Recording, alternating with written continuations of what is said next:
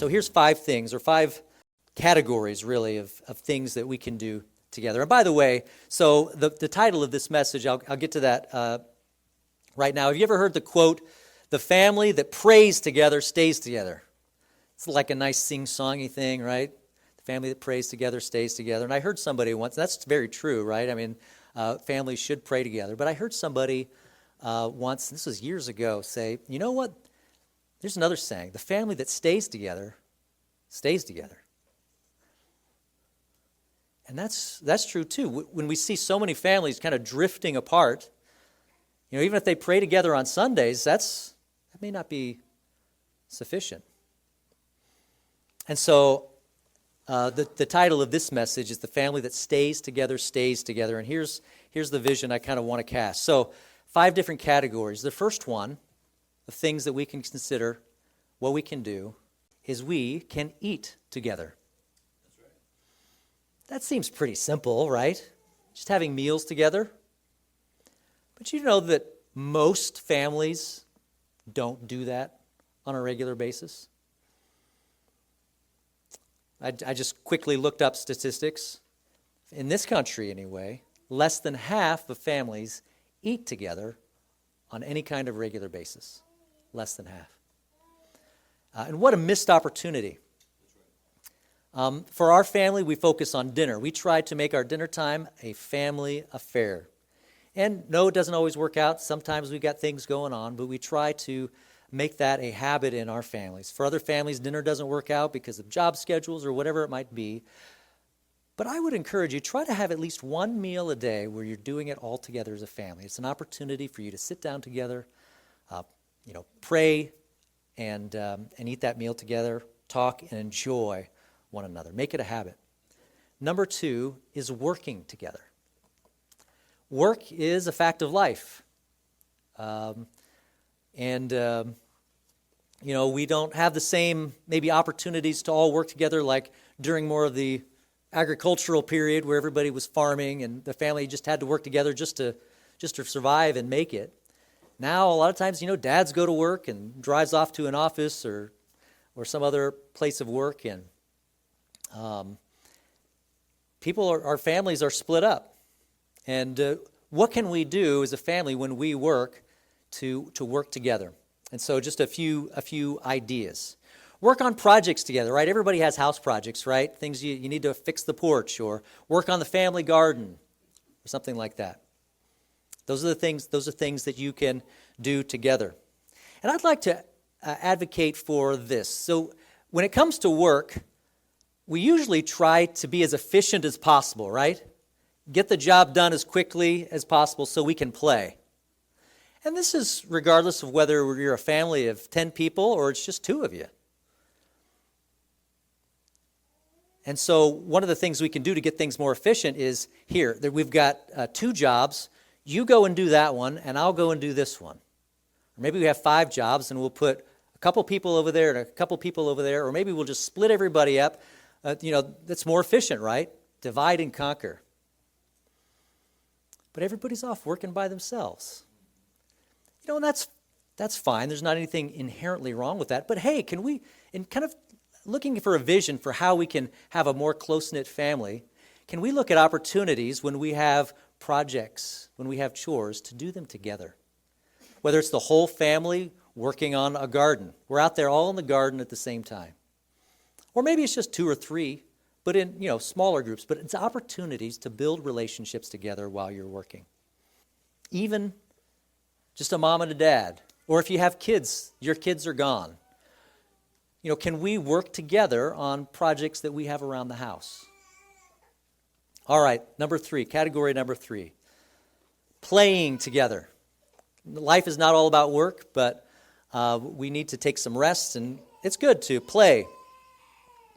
And so a lot of times, especially with families and you got kids and you got like sports programs, really competitive sports, and you're going to join this team over here, and this kid's going to join that team over there, and we're trying to drive this kid over here, and the family is split up a lot of the week because of those kinds of things. Are there opportunities where we can do these kinds of things together as a family? And so it might be as simple as, hey, we have baseball, and you know what? Dad's going to coach. And Dad, one or two of his kids or whatever, they can be together during that time. One of the things we've taken advantage of is there's a soccer program about a half an hour from us. Actually, now there's one just 10 minutes from us where it's for homeschoolers, and everybody gets together, the whole family. They have a bunch of fields, and it's Friday night for 2 hours, and they split kids up by age group, but everybody's in the same huge field, and they play, and the parents help coach, and it's a great time. But we're all doing it together, and we found that to be super helpful. Another thing is movie nights. Anybody like movie nights? I love movie nights. And so, it's so easy, right? There's sometimes some people prefer one movie and other people prefer another movie. Let's start with just husbands and wives, right? So, husband wants to watch John Wayne. Does his wife want to watch John Wayne? No. She wants to watch Sense and Sensibility for the 25th time. And you know what? It could be easy, right? Well, I'm going to go down in the basement, and you're going to go here, and we'll just, we'll watch our things together, and we'll enjoy what we like to enjoy. But you know what? That's a missed opportunity. It's really fun watching things together, even if it's not your favorite, right? And so, yes, I have watched Sense and Sensibility, not 25 times, but at least 3 or 4. And it's a good movie, by the way. It's solid. And so these are opportunities where we can, be a part of each other's lives. And wives, yes, maybe you could endure through a John Wayne movie with your husband. And then, sometimes we'll do big kid movies and little kid movies, and sometimes it's difficult because, some movies can have some scary things in them or tense scenes or whatever that some of the little kids might not enjoy. So we'll sometimes split up the family because of that. But it always kind of makes me feel a little, oh man, I wish we were doing this all together. And so I try to look for opportunities where let's do this all together, something that we all can enjoy. So that's playing together. The fourth one is worshiping together. Worshiping together. And the easiest one is, going to church together as a family.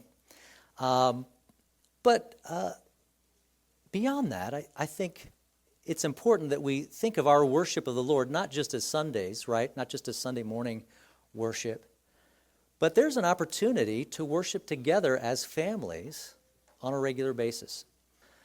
Talks about family worship, doing worship as a family. And that can be as simple as just reading the Bible together, or having an opportunity, whether it's at the dinner table or maybe after dinner, or it could be in the morning, where you just talk about the Bible, read the Bible, talk about it. You could watch a video about the Bible.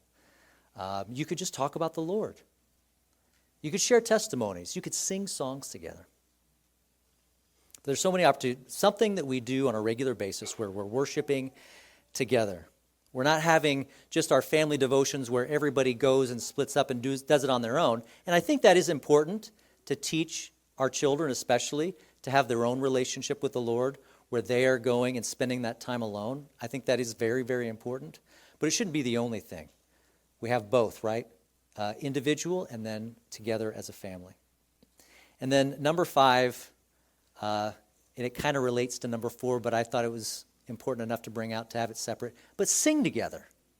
And this is something that I think we've more come into maybe in the last 4 or 5 years in our family. But we have learned to enjoy so much singing together. Here's another scripture. Ephesians 5:17 says this: speaking to one another. This is talking about the church, but it also applies to the family. Speaking to one another in psalms and hymns and spiritual songs, singing and making melody in your heart to the Lord. We have an opportunity all the time, and we can do it on our own, right? You could sing to the Lord.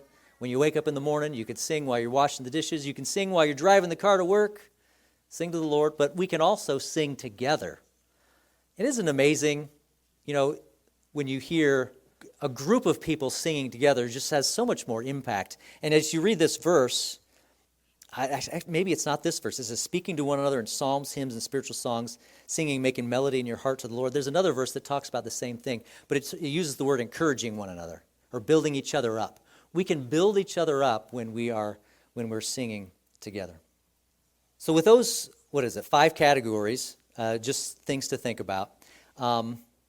We need to always be on the lookout for forces that are looking to divide, that are going to divide our family. And so family togetherness requires constant adjustments. There's going to be seasons of life where we get into a rut. There are distractions in our life. Sometimes it's just the cares of this world, and things get out of whack and disarray, and the habits that we had maybe are gone, and we just need to make those adjustments. Make those adjustments towards the vision that we have for our family relationships.